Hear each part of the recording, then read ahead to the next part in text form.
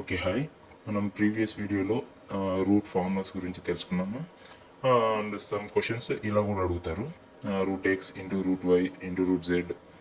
So మనకు అలా అలా ఇచ్చారంటే మనకు టైం ప్రాసెస్ ఎక్కువ అవుతుంది, తెలియక మనం వేరే మెథడ్లో చేసేస్తుంటాం, నార్మల్ మెథడ్లో.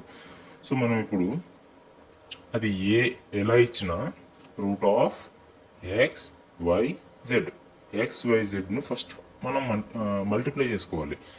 ఫర్ ఎగ్జాంపుల్ ఇక్కడ చూడండి, x is equal to 2, y is equal to 3, z is equal to 2. మనకు root 2 into root 3 into root 2. So మనకు ఇలా చేయాలంటే మనకు ఆన్సర్ తెలీదు. సో మనం ఏం చేయాలంటే టోటల్గా రూట్ ఆఫ్ 2 ఇంటూ 3 ఇంటూ 2 అంటే x into y into z. So మనం అలా చేస్తే రూట్ ఆఫ్ 12 వచ్చేస్తుంది.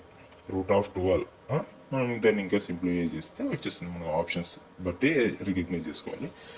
అండ్ మనం ఇప్పుడు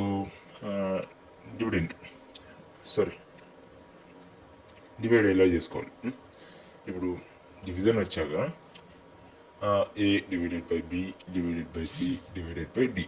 సో ఇలా క్వశ్చన్స్ వస్తే మనకు కొంచెం కన్ఫ్యూజ్ అవుతుంది అనమాట, ఎలా నుంచి ఎలా చేయాలి. సో అలా దీనికి సింపుల్ మెథడ్ ఏంటంటే a by b c d, అంటే a by b into c into D.